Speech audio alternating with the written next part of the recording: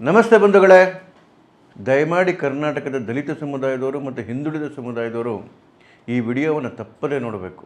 ಬಂಧುಗಳೇ, ಎಚ್.ಎನ್. ಚಂದ್ರಶೇಖರ್ ಯೂಟ್ಯೂಬ್ ಚಾನಲ್ನ ಸಬ್ಸ್ಕ್ರೈಬ್ ಮಾಡಿಸಿ ತಪ್ಪದೇ ಬೆಲ್ ಬಟನನ್ನು ಪ್ರೆಸ್ ಮಾಡಿ. ಕೆಲವೇ ದಿನದ ಕೆಳಗೆ ಕಾಂಗ್ರೆಸ್ನ ತೆಲಂಗಾಣದ ಮುಖ್ಯಮಂತ್ರಿ ರೇವಂತ್ ರೆಡ್ಡಿ ಒಂದು ಮಾತು ಹೇಳಿದ್ರು, ಮುಸ್ಲಿಮರಿಂದನೇ ಕಾಂಗ್ರೆಸ್ಸು, ಕಾಂಗ್ರೆಸ್ರಿಂದನೇ ಮುಸ್ಲಿಮರು ಅಂತ ಹೇಳಿ. ಅದಕ್ಕೆ ಯಾರು ದೇಶದಲ್ಲಿ ಯಾವ ಕಾಂಗ್ರೆಸ್ ಅವರು ವಿರೋಧನೂ ಮಾಡಲಿಲ್ಲ. ಯಾಕೆಂತ ಹೇಳಿದ್ರೆ ಅದು ಅವರ ಘೋಷವಾಕ್ಯ ಹೋಗಿದೆ, ಕಾಂಗ್ರೆಸ್ನಿಂದನೇ ಮುಸಲ್ಮಾನರು ಅಂತ ಹೇಳಿ. ಆದರೆ ಮೊನ್ನೆ ಒಂದು ಇನ್ಸಿಡೆಂಟ್ ನಡೀತು, ನೀವು 2-3 ದಿವಸದಿಂದ ಟಿ ವಿನಲ್ಲಿ ಅಬ್ಸರ್ವ್ ಮಾಡ್ತಾ ಇರ್ಬೋದು. ಬೆಂಗಳೂರಿನ ಯಲಹಂಕದ ಕೋಗಿಲಿನಲ್ಲಿರ್ತಕ್ಕಂತಹ ಒಂದು ಏನು ಫಕೀರ್ ಲೇಔಟು, ವಾಸಿಂ ಕಾಲೋನಿ ಎಲ್ಲ ಇದೆಯಲ್ಲ, ಇಲ್ಲಿ ಸರ್ಕಾರಿ ಭೂಮಿಯಲ್ಲಿ ಅತಿಕ್ರಮವಾಗಿ ಗುಡಿಸಲುಗಳು, ಶೆಡ್ಗಳು, ಮನೆಗಳನ್ನ ಕಟ್ಕೊಂಡಿದ್ದಂತಹ ಮನೆಗಳನ್ನ ತೆರವುಗೊಳಿಸಲಾಯಿತು. ಏನಂದ್ರೆ 10 ವರ್ಷಕ್ಕೆ ಮುಂಚೆನೇ ಅಲ್ಲಿ ಕಸ ಹಾಕಬೇಕು ಅಂತೇಳಿ ತೀರ್ಮಾನ ಆಗಿತ್ತು ವೇಸ್ಟ್ ಮ್ಯಾನೇಜ್ಮೆಂಟ್ಗೋಸ್ಕರ. ಅದನ್ನು ಈಗ ಇಂಪ್ಲಿಮೆಂಟ್ ಮಾಡಿದ್ರು. ಕೇವಲ 4-5 ವರ್ಷಗಳ ಕೆಳಗೆ ಏನೂ ಇರಲಿಲ್ಲ, ಅಲ್ಲಿ ಖಾಲಿ ಇದ್ದಕ್ಕಿದ್ದಾಗೆ ಶೆಡ್ಗಳು ಬಂದ್ಬಿಟ್ವು. ಅಲ್ಲಿ ಬಂದು ಸೇರ್ಕೊಂಡಿದ್ದವರೆಲ್ಲರೂ ಏನು ಆ ಜಾಗದಲ್ಲಿ ಹುಟ್ಟಿ ಬೆಳೆದವರಲ್ಲ, ಅಥವಾ ಆ ಬೆಂಗಳೂರಿನವರಲ್ಲ, ಹೊರಗಿನವರು ಅಂತ ಹೇಳ್ತಾರೆ. ಅದರಲ್ಲಿ ಬಾಂಗ್ಲಾದೇಶದವ್ರು ಇದ್ದಾರೋ ಏನೋ ಗೊತ್ತಿಲ್ಲ, ಉತ್ತರ ಪ್ರದೇಶ, ಬಿಹಾರದವ್ರು ಯಾರು ಇದ್ದಾರೆ ಅಂತ ಗೊತ್ತಿಲ್ಲ, ರೋಹಿಂಗ್ಯಾಗಳಿದ್ದಾರೋ ಗೊತ್ತಿಲ್ಲ. ಒಟ್ಟಿನಲ್ಲಿ ಭಾಳಷ್ಟು ಜನ ಹೊರಗಿನಿಂದ ಬಂದು ಸೇರ್ಕೊಂಡಿರ್ತಕ್ಕಂಥವ್ರು. ಇಂತಹ ಏನು ಶೆಡ್ಗಳ ಮೇಲೆ ಅಥವಾ ಮನೆಗಳ ಮೇಲೆ ಏನು ಸರ್ಕಾರದ ರೆಗ್ಯುಲರ್ ಏನು ಕಾರ್ಯಕ್ರಮ ನಡೆಯುತ್ತೆ, ಎಂಕ್ರೋಚ್ಗಳನ್ನ ತೆರವು ಮಾಡ್ತಕ್ಕಂಥ ಕೆಲಸ, ಈ ಕೆಲಸ ನಡೀತಾ ಇತ್ತು. ಆದರೆ ಇದ್ದಕ್ಕಿದ್ದಂಗೆ ಕೇರಳದ ಮುಖ್ಯಮಂತ್ರಿ ಪಿಣರಾಯಿ ವಿಜಯನ್ ಟ್ವೀಟ್ ಮಾಡಿದ್ಮೇಲೆ ಇದೊಂದು ವಿವಾದವಾಗಿ ಮಾರ್ಪಡ್ತು. ಆ ಸಂದರ್ಭದಲ್ಲಿ ಅಬ್ಸರ್ವ್ ಮಾಡ್ತಾ ಇದೆ ಕಾಂಗ್ರೆಸ್ ಏನು ಮಾಡ್ಬೋದು ಅಂತೇಳಿ. ಡಿ.ಕೆ. ಶಿವಕುಮಾರ್ ಅವರು ಒಂದು ಮಾತು ಹೇಳಿದ್ರು, ಸರ್ಕಾರ ಕಾನೂನು ಪ್ರಕಾರವಾಗಿ ಕೆಲಸ ಮಾಡ್ತಾ ಇದೆ, ಸಂವಿಧಾನ ಪ್ರಕಾರವಾಗಿ ಕೆಲಸ ಮಾಡ್ತಾ ಇದೆ, ಇದರಲ್ಲಿ ಯಾರೂ ಮೂಗು ತೋರಿಸೋ ಅವಶ್ಯಕತೆ ಇಲ್ಲ ಅಂತ ಹೇಳಿ. ನನಗೆ ಇದ್ದಕ್ಕಿದ್ದಂಗೆ ಎರಡೂ ಡೈಲಾಗ್ಗಳನ್ನು ಕಂಪೇರ್ ಮಾಡಬೇಕು ಅನ್ನಿಸ್ತು. ಒಂದು ಕಡೆಗೆ ಕಾಂಗ್ರೆಸ್ನ ಮುಖ್ಯಮಂತ್ರಿ ಹೇಳಿದರು, ರೇವಂತ್ ರೆಡ್ಡಿ ಹೇಳಿದರು, ಕಾಂಗ್ರೆಸ್ ಅಂದರೆ ಮುಸಲ್ಮಾನರು, ಮುಸಲ್ಮಾನರು ಅಂದರೆ ಕಾಂಗ್ರೆಸ್ಸು ಅಂತೇಳಿ. ಇನ್ನೊಂದು ಕಡೆಗೆ ಡಿ.ಕೆ. ಶಿವಕುಮಾರ್ ಹೇಳ್ತಾ ಇದ್ದಾರೆ, ನಾವು ಸಂವಿಧಾನವನ್ನು ಎತ್ತಿಡಿತೀವಿ ಅಂತೇಳಿ. ಈಗ ಕಾಂಗ್ರೆಸ್ ಪಕ್ಷ ಏನು ಮಾಡುತ್ತೆ, ಯಾವುದನ್ನು ಎತ್ತಿಡಿಯುತ್ತೆ ಅಂತ ಯೋಚನೆ ಮಾಡ್ತಾ ಇದ್ದೆ. ಅಷ್ಟೊಳಗಡೆ 24 ಗಂಟೆ ಒಳಗಡೆ ಕಾಂಗ್ರೆಸ್ನ ನಿಜ ಬಣ್ಣ ಬಯಲಾಗೋಯ್ತು. ಅವ್ರ ಯೋಗ್ಯತೆ ಆಚೆ ಕಡೆಗೆ ಬಂದ್ಬಿಡ್ತೀರಿ. AICC general secretary Venugopal tweet ಮಾಡ್ತಾರೆ, ನಾನು ಡಿ.ಕೆ. ಶಿವಕುಮಾರ್ ಮತ್ತು ಸಿದ್ದರಾಮಯ್ಯವ್ರ ಹತ್ರ ಮಾತಾಡಿದ್ದೀನಿ, ಏನಿದು ಇಂಥ ಕೆಲಸ ಮಾಡಿಬಿಟ್ಟಿದ್ದೀರಿ, ಸಂವೇದನಾಶೀಲವಾಗಿ ನೀವು ನಡ್ಕೋಬೇಕು, ಯಾರ ಭಾವನೆಗಳಿಗೂ ನೋವಾಗೋ ರೀತಿ ನಡ್ಕೋಬಾರ್ದು ಅಂತ ಹೇಳಿ ಆ ಟ್ವೀಟ್ ವಾಲ್ ಮೇಲೆ ಪೋಸ್ಟ್ ಆಗಿದೆ ನೋಡಿ. ಅದರರ್ಥ ಸಂವಿಧಾನದ ಪ್ರಕಾರವಾಗಿ ಮುಖ್ಯಮಂತ್ರಿ ಆಗಿರ್ತಕ್ಕಂಥವ್ರು ಒಂದು ಸರ್ಕಾರ ನಡೆಸ್ತಿದ್ದವ್ರಿಗೆ ಹೇಗೆ ಕೆಲಸ ಮಾಡಬೇಕು, ಹೇಗೆ ವರ್ತನೆ ಮಾಡಬೇಕು ಅಂಥೇಳಿ ಇದ್ಯಾವುದೋ ಒಂದು ಪೊಲಿಟಿಕಲ್ ಪಾರ್ಟಿಯ ಜನರಲ್ ಸೆಕ್ರೆಟರಿ ಹೇಳ್ಕೊಡ್ಬೇಕು. ಏನು ದುಸ್ಥಿತಿ ಬಂದ್ಬಿಡ್ತೀರಿ ಕರ್ನಾಟಕಕ್ಕೆ. ಈ ಕಾಂಗ್ರೆಸ್ ಇದ್ದಾಗೆಲ್ಲ ಇದೇ ಅನಾಚಾರವೇ ಆಗೋದು. ರಾಜೀವ್ ಗಾಂಧಿಯವರು ಅವತ್ತು ವೀರೇಂದ್ರ ಪಾಟೀಲ್ ಅಂತಹ ಒಬ್ಬ ವಯೋವೃದ್ಧ ನಾಯಕರು ಕಾಂಗ್ರೆಸ್ಸನ್ನು ಅಧಿಕಾರಕ್ಕೆ ತಂದವರು, ಅಂಥವ್ರನ್ನ ಅವ್ರು ಹುಷಾರಿಲ್ಲದೆ ಮಲಗಿದ್ದಾಗ ಏರ್ಪೋರ್ಟಲ್ಲಿ ಕೂತ್ಕೊಂಡು ಅವ್ರನ್ನ ಕಿತ್ತು ಬಿಸಾಕ್ತಾರೆ. ವೀರೇಂದ್ರ ಪಾಟೀಲ್ರನ್ನ CM ಚೇರಿಂದ. ಆ ಹಿರಿಯ ಚೇತನ ಆ ನೋವಿಂದ ಆಚರಣೆ ಬರಲಿಲ್ಲ ರೀ, ಆ ನೋವಲ್ಲೇ ತಿರ್ಕೊಂಬಿಟ್ರು. ಇವತ್ತು ಒಬ್ಬ ವೇಣುಗೋಪಾಲ್ ಒಂದು ಪಕ್ಷದ ಜನರಲ್ ಸೆಕ್ರೆಟರಿ ನಮ್ಮ ಸರ್ಕಾರ ಹೇಗಿರಬೇಕು, ನಮ್ಮ ಮುಖ್ಯಮಂತ್ರಿ ಹೇಗೆ ಕೆಲಸ ಮಾಡಬೇಕು, ನಮ್ಮ DCM ಹೇಗೆ ವರ್ತಿಸಬೇಕು ಅಂತೇಳಿ ಡಿಕ್ಟೇಟ್ ಮಾಡ್ತಾರೆ. ಇದ್ದಕ್ಕಿದ್ದಂಗೆ ಸೀನ್ ಚೇಂಜ್. ಯಾವ DCM ಸಂವಿಧಾನದ ಪ್ರಕಾರವಾಗಿ, ಕಾನೂನು ಪ್ರಕಾರವಾಗಿ ಕೆಲಸ ಮಾಡ್ತೀನಿ ಅಂತ ಹೇಳಿದ್ರು ಅವರು ಗಪ್ಚುಪ್. ಇದ್ದಕ್ಕಿದ್ದಂಗೆ ಸಿದ್ದರಾಮಯ್ಯನವರು ಸೀನ್ಗೆ ಎಂಟರ್ ಆಗ್ತಾರೆ, ಜಮೀರ್ ಅಹಮದ್ ಸೀನ್ಗೆ ಎಂಟರ್ ಆಗ್ತಾರೆ. ಬೈಯಪ್ಪನಹಳ್ಳಿಯಲ್ಲಿ ನಾವು ಮನೆಗಳು ಕಟ್ಕೊಡ್ತಾ ಇದ್ದೀವಿ, ಅದರಲ್ಲಿ 180 ಮನೆಗಳನ್ನ ಇಲ್ಲಿ ಯಾರ್ದು ಶೆಡ್ಗಳು ಬಿದ್ದಿದ್ದಾವಲ್ಲ ಅವ್ರಿಗೆ ಕೊಡ್ತೀವಿ ಅಂತ ಹೇಳ್ತಾರೆ.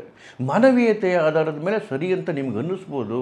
ಆದರೆ ಮನೆ ಕಟ್ಕೊಡ್ತಿರೋದು ಯಾರಿಗೆ? ಇವರು ಅಕ್ರಮವಾಗಿ ನುಸುಳು ಬಂದವ್ರಿಗೆ, ಅಕ್ರಮವಾಗಿ ಬಂದಿದ್ದು ನೆಲೆಸಿರೋರಿಗೆ, ಯಾವುದೋ ದುರುದ್ದೇಶದಿಂದ ಅಲ್ಲಿ ನೆಲೆಸಿರೋರಿಗೆ. ಇಲ್ಲ ಅಂತ ಹೇಳಿದ್ರೆ ಕೆಲವೇ ವರ್ಷಗಳ ಕೆಳಗಡೆಗೆ ಏನೂ ಇರಲೇ ಇಲ್ಲ. ಅಲ್ಲಿ ಸರ್ಕಾರದಿಂದ ನೋಟಿಫೈ ಆಗಿರ್ತಕ್ಕಂಥ ಜಾಗ ಇದ್ದಕ್ಕಿದ್ದಂಗೆ ಒಂದೇ ಥರ ಶೆಡ್ಗಳು ನಿರ್ಮಾಣ ಆಗೋಗ್ತವೆ. ರಾತ್ರೋರಾತ್ರಿ 10 ಶೆಡ್ಗಳು ನಿರ್ಮಾಣ ಆಗೋಗ್ತವೆ. ಇದ್ದಕ್ಕಿದ್ದಂಗೆ ಅಲ್ಲಿಗೆಲ್ಲರಿಗೂ ಫಕೀರ್ ಕಾಲೋನಿ, ವಾಸಿಂ ಕಾಲೋನಿ ಅಂತ ಹೆಸರುಗಳು ಬಂದ್ಬಿಡ್ತವೆ. ಆದರೆ ಮುಖ್ಯವಾದ ಪ್ರಶ್ನೆ ಇರೋದು ಅದಲ್ಲ. ಏನು ಸಿದ್ದರಾಮಯ್ಯರ ಸರ್ಕಾರ ಕೇವಲ ಇಲ್ಲಿ ಮಾತ್ರನೇ ತೆರವುಗೊಳಿಸ್ತಿತ್ತ?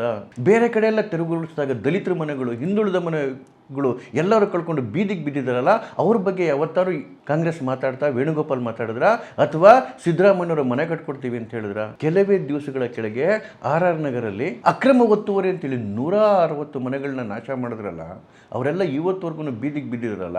ಎಲ್ಲ ಉತ್ತರ ಕರ್ನಾಟಕದಿಂದ ಬಂದಿರತಕ್ಕಂಥ ಹಿಂದೂಗಳು, ಅದರ ದಲಿತರು ಇದ್ದಾರೆ, ಹಿಂದುಳಿದವರು ಇದ್ದಾರೆ. ಅವ್ರು ಇವತ್ತು ಕೂಡ ಬೀದಿಗೆ ಬಿದ್ದಿದ್ರಲ್ಲ, ಅವ್ರಿಗೊಂದು ಮನೆ ಕಟ್ಕೊಡ್ಬೇಕು ಅಂತ ಅನ್ನಿಸ್ತಾ ಸಿದ್ದರಾಮಯ್ಯವ್ರೆ ನಿಮಗೆ? ಕೆಲವೇ ದಿನಗಳ ಕೆಳಗೆ HMT ವಾರ್ಡಲ್ಲಿ 45 ಮನೆಗಳನ್ನ ನೆಲಸಮ ಮಾಡಿದ್ರಿ.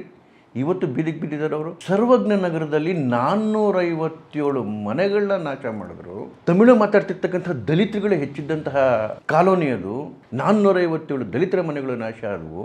ಅದಕ್ಕೆ ಸರ್ಕಾರವೇ SC/ST ಹೌಸಿಂಗ್ ಗ್ರಾಂಟ್ ಮುಖಾಂತರ ಹಕ್ಕುಪತ್ರ ಕೊಟ್ಟಿದ್ದಂತಹ ಸ್ಥಳ ಅದು. ಇವತ್ತು ಕೂಡ ಅವರಿಗೆ ಬೀದಿಗೆ ಬಿದ್ದಿದ್ದಾರೆ. ಅವ್ರಿಗೊಂದು ಮನೆ ಕಟ್ಕೊಡ್ಬೇಕು ಅನಿಸಲಿಲ್ಲ ದಲಿತರಿಗೆ. ಅಕ್ಟೋಬರ್ 31ಕ್ಕೆ, ಇದೇ ವರ್ಷದ ಅಕ್ಟೋಬರ್ 31ಕ್ಕೆ KJ ಹಳ್ಳಿನಲ್ಲಿ 21 ಬಡವರ ಮನೆ ನೆಲಸಮ ಆಯಿತು. ದಲಿತರಿದ್ದರು, ಅದರಲ್ಲಿ ಹಿಂದುಳಿದವರಿದ್ದರು. ಅವರಿಗೆ ಮನೆ ಕಟ್ಕೊಡ್ಬೇಕು ಅಂತ ನಿಮ್ಗೆ ಅನಿಸಿರಲಿಲ್ಲ.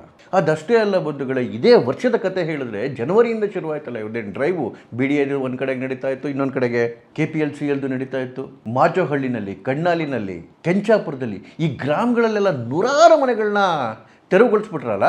ಅವ್ರಿಗೆ ಯಾರಿಗಾದ್ರೂ ಮತ್ತೊಂದು ಪುನರ್ವಸತಿ ಕಲ್ಪಿಸಬೇಕು ಅಂತ ನಿಮ್ಗೆ ಅನ್ನಿಸ್ತಾ ಅಥವಾ ಕಲ್ಪಿಸೋ ಯೋಚನೆ ಬಂದಿತ್ತಾ? ಬಂಧುಗಳೇ, ಮೇ 2023 ನಂತರ ಇವರ ಸರ್ಕಾರ ಬಂದ ಮೇಲೆ 2634 ಸ್ಟಾರ್ಮ್ ವಾಟರ್ ಡ್ರೈನ್ ಎಂಕ್ರೋಚ್ಮೆಂಟ್ ತೆರವು ಮಾಡಿದ್ದಾರೆ. 248 ಎಕರೆ ಫಾರೆಸ್ಟ್ ಲ್ಯಾಂಡ್ನ ತೆರವು ಮಾಡಿದ್ದಾರೆ. 17 ಎಕರೆ ಕೆರೆ ಜಾಗವನ್ನು ತೆರವು ಮಾಡಿದ್ದಾರೆ. 200 ಎಕರೆ ಸರ್ಕಾರಿ ಜಾಗವನ್ನು ತೆರವು ಮಾಡಿದ್ದಾರೆ. ಇದು ಅವರೇ ಕೊಟ್ಟಿರ್ತಕ್ಕಂಥ ಅಂಕಿಅಂಶ. ಇಲ್ಲಿ ನೂರಾರು ಬಡವರ ಮನೆಗಳು ತೆರವಾಗೋದ್ವಲ್ಲ, ನೂರಾರು ಜನ ಬಡವರು ಬೀದಿಗೆ ಬಿದ್ದಿರಲ್ಲ. ಸರ್ಕಾರಿ ಜಾಗದಲ್ಲಿ ಮನೆ ಮಾಡ್ಕೊಂಡಿರೋದು ತಪ್ಪು. ಆದರೆ ನ್ಯಾಯ ಎಲ್ರಿಗೂ ಒಂದೇ ಆಗಿರಬೇಕಾಯ್ತು ತಾನೇ. ಆ ಬೀದಿಗೆ ಬಿದ್ದವ್ರನ್ನೆಲ್ಲನೂ ಬಿಡ್ಬಿಟ್ಟು ಅವ್ರ ಬಗ್ಗೆ ಚಕಾರ ಎತ್ತಿದಂತಹ ವೇಣುಗೋಪಾಲ್, ಚಕಾರ ಎತ್ತಿದಂತಹ ಹೈಕಮಾಂಡ್ ಇವತ್ತು ಯಾವುದೋ ಒಂದು ಸಮುದಾಯದವ್ರದ್ದು ಮನೆ ಬಿದ್ದಿದೆ, ಅದು ಅಲ್ಲಿರೋ ಅಲ್ವೇ ಅಲ್ಲ ರೀ. ನೋಡಿ, ಮಾಚೋಹಳ್ಳಿಲಾಗಲಿ, ಕಣ್ಣಾಲಿಲಾಗಲಿ, ಕೆಂಚಾಪುರದಲ್ಲಾಗಲಿ, ಬೇರೆ ಬೇರೆ ಗ್ರಾಮಗಳಲ್ಲಾಗಲಿ ನೂರಾರು ವರ್ಷ ವಾಸ ಮಾಡ್ಕೊಂಡಿದ್ದಂಥ ಜಾಗ ರೀ ಅದು. ನೂರಾರು ವರ್ಷದಿಂದ ಅಲ್ಲಿನ ರೈತಾಪಿ ವರ್ಗದವರು, ಕೂಲಿ ಕಾರ್ಮಿಕರು ಅಲ್ಲಿ ಹುಟ್ಟಿ ಬೆಳೆದು ಬದುಕ್ತಿದ್ದಂತಹ ಸ್ಥಳಗಳು. ಅಂಥ ಮನೆಗಳನ್ನು ತೆರವುಗೊಳಿಸ್ಬಿಟ್ರಿ ನಿರ್ದಾಕ್ಷಿಣ್ಯವಾಗಿ. ಅವರಿಗೆ ಒಂದು ಮನೆ ಕಟ್ಕೊಡ್ಬೇಕು ಅಂತ ನಿಮ್ಗೆ ಅನ್ನಿಸ್ಲಿಲ್ಲ. ಇಲ್ಲಿ ಕೆಲವೇ ವರ್ಷಗಳ ಕೆಳಗೆ ಯಾವುದೋ ಒಂದು ಷಡ್ಯಂತ್ರಕ್ಕೆ ತಂದು ಶೆಡ್ಗಳು ಹಾಕ್ಕೊಂಡಿರೋರಿಗೆ ಇವತ್ತೊಂದು ಕಚ್ಚಾ ಮನೆಗಳನ್ನ ಕಟ್ಕೊಡ್ತಾರಂತೆ, ಅವ್ರಿಗೆ ಹಕ್ಕುಪತ್ರ ವಿತರಣೆ ಮಾಡ್ತಾರಂತೆ. ಇದರಲ್ಲಿ ಎಷ್ಟು ಜನ ಬೆಂಗಳೂರವ್ರು ಇದ್ದಾರೆ ಅಥವಾ ಕರ್ನಾಟಕದವ್ರು ಇದೆ ಅಂತ ಹೇಳ್ತೀರಾ ಜಮೀರ್ ಅವರೇ? ನಾಚಿಕೆ ಆಗಬೇಕು ಈ ರೀತಿ ಮನಸ್ಥಿತಿಗೆ. KPLCL ಅಂತ ಒಂದಿದೆ, Karnataka Public Lands Corporation Limited ಅಂತ ಹೇಳಿ. ಇದರ MD ವಸಂತ್ ಕುಮಾರ್ ಅವರು.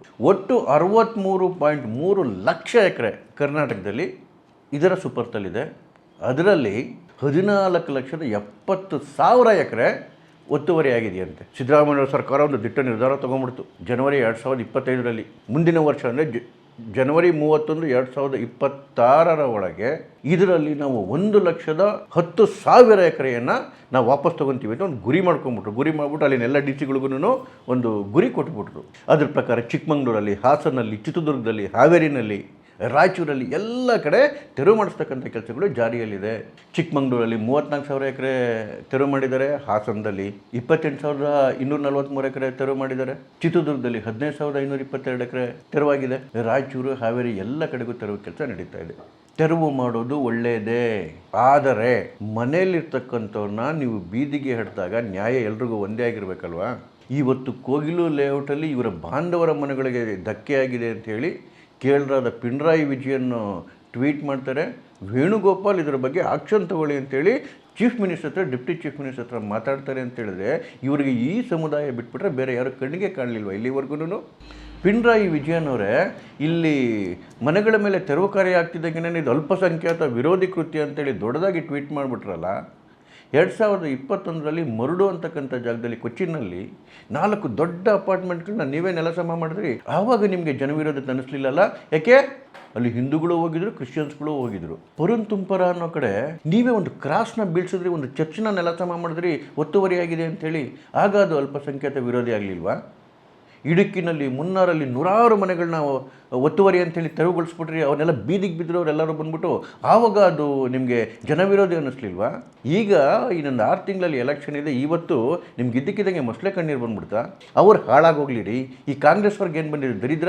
ಇಲ್ಲಿವರೆಗೂ ಕರ್ನಾಟಕ ಬರ್ಬಾದಾದ್ರೂ ಉಸಿರು ಬಿಡಿದಿರೋ ವೇಣುಗೋಪಾಲ್ ವಾಲ್ಮೀಕಿ ನಿಗಮದಲ್ಲಿ ದಲಿತ ವಾಲ್ಮೀಕಿಗಳ ಹಣವನ್ನು ಕೋಟಿಗಟ್ಟಲೆ ತಿಂದಾಕಿದ್ರಲ್ಲಿ 187 ಕೋಟಿ ಲೂಟಿ ಆಗೋಯ್ತು. ಮುಖ್ಯಮಂತ್ರಿಗಳು ಸದನದಲ್ಲಿ ನಿಂತ್ಕೊಂಡು ಹೇಳ್ತಾರೆ, ಇಲ್ಲ ಬರೀ 87 ಕೋಟಿ ಅಂತೇಳಿ. ಅದರ ಅರ್ಥ ಅವ್ರ ಪ್ರಕಾರನೇ 87 ಕೋಟಿ ದಲಿತರ ಹಣ, ವಾಲ್ಮೀಕಿಗಳ ಹಣ ತಿಂದು ತೇಗಿದೆ ಈ ಸರ್ಕಾರ. ಆವತ್ತು ಉಸಿರು ಬಿಟ್ಟಿರಲಿಲ್ಲ ವೇಣುಗೋಪಾಲ್. ಮೂಢ ಹಗರಣದಲ್ಲಿ ದಲಿತಂದ್ರಿ ಜಮೀನು ಹೋಗಿದ್ದು, ಸಿದ್ದರಾಮಯ್ಯವರು ಕಬಳಿಸಿದ್ದು, ಆವಾಗ ಮಾತಾಡಬೇಕು ಅಂತ ಹೇಳಿ ವೇಣುಗೋಪಾಲ್ಗೆ ಅನಿಸಿರಲಿಲ್ಲ. ಹಿಂದೂ ಹೆಣ್ಮಕ್ಳು ಅತ್ಯಾಚಾರ ಆದಾಗ, ಕಗ್ಗಲೆಗಳಾದಾಗ, ದಿನಕ್ಕೊಂದೊಂದು ರಾಬರಿಗಳು ನಡಿಬೇಕಾದ್ರೆ ಮಾತಾಡಬೇಕು ಅಂತ ವೇಣುಗೋಪಾಲ್ಗೆ ಅನ್ನಿಸ್ಲೇ ಇಲ್ಲ. ಇಲ್ಲಿವರೆಗೂ ಸಾವಿರಾರು ಮನೆಗಳನ್ನ ಈ ರೀತಿಯಾಗಿ ತೆರವುಗೊಳಿಸಿ ಅವ್ರನ್ನೆಲ್ಲ ಬೀದಿಗೆ ಬಿಸಾಕಿದ್ದಾರೆ, ಬಡವರನ್ನ, ದಲಿತರನ್ನ, ಹಿಂದುಳಿದವ್ರನ್ನ. ಆವಾಗ ಮಾತಾಡಬೇಕು ಅಂತೇಳಿ ವೇಣುಗೋಪಾಲ್ ಅನಿಸಲಿಲ್ಲ. ಇದ್ದಕ್ಕಿದ್ದಂಗೆ ಕೋಗಿಲು ಲೇಔಟಲ್ಲಿ ಇವರ ಬಾಂಧವರ ಮನೆಗಳು ಹೋಗಿದೆ ಅಂತೇಳಿ ಇದ್ದಕ್ಕಿದ್ದಂಗೆ ದೊಡ್ಡ ಪ್ರೀತಿ ಉಪ್ಪಿಟ್ಟಿದೆ. ಕರ್ನಾಟಕ ಗೌರ್ನಮೆಂಟ್ಗೆ ಚಾಟಿ ಏಟ್ ಬೀಸ್ತಾರಲ್ರಿ ಇವರು. ಒಂದು ಪಕ್ಷದ ಒಬ್ಬ ಪದಾಧಿಕಾರಿ ಎಲ್ಲಿಗೆ ಬಂದ್ಬಿಡ್ತೀರಿ ಕರ್ನಾಟಕದ ರಾಜಕಾರಣ? ಆ ಏರಿಯಾದಲ್ಲಿರೋ ತುಂಬ ಜನ ಮ್ಯಾಕ್ಸಿಮಮ್ ಇರ್ತಕ್ಕಂಥವ್ರು ಅಕ್ರಮ ನುಸುಳುಕೋರರು.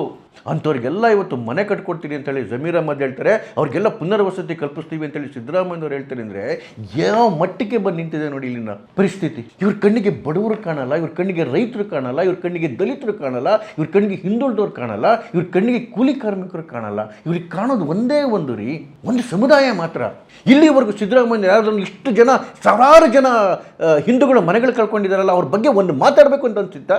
ಇದ್ದಕ್ಕಿದ್ದಂಗೆ ಇವರಿಗೆ ನುಸುಳುಕೋರರಿಗೆ ಮನೆ ಕಟ್ಕೊಡ್ತೀವಿ ಅಂತ ಹೇಳ್ತಿದಾರಲ್ಲ, ಇನ್ಯಾವ ಮಟ್ಟಿಗೆ ಇಳಿದೋಗಿದೆ ನೋಡಿ. ಸಕಲೇಶ್ಪುರದಲ್ಲಿ ಒಂದೇ ದಿವಸಕ್ಕೆ ಫುಟ್ಪಾತಲ್ಲಿದ್ದಂಥ 100 ಅಂಗಡಿ ಡಿಮಾಲಿಷ್ ಮಾಡ್ಬಿಡ್ತಾರೆ ಈ ಸರ್ಕಾರ. ಅವ್ರಿಗೊಂದು ಪುನರ್ವಸತಿ ಕಲ್ಪಿಸ್ಕೊಡ್ಬೇಕು ಅಂತ ಅವ್ರಿಗೆ ಅನಿಸ್ಲಿಲ್ಲ. ಸಿದ್ದರಾಮಯ್ಯ, ಡಿ ಕೆ ಶಿವಕುಮಾರ್ ಕುರ್ಚಿ ಕಿತ್ತಾಟದಲ್ಲಿ ಕರ್ನಾಟಕದ ಮಾನ ಮರ್ಯಾದೆನ ತಗೊಂಡೋಗಿ ಆ ಹೈಕಮಾಂಡ್ ಮುಂದೆ ಅಡ ಇಟ್ಬಿಟ್ಟಿದಾರಲ್ರಿ. ಇವ್ರಿಗೆ ಓಟಾಗಿ ಗೆಲ್ಸಿರೋ ನಾವು ನಿಜವಾಗ್ಲೂ ಧನ್ಯರು. ನಮಸ್ತೆ ಬಂಧುಗಳೇ.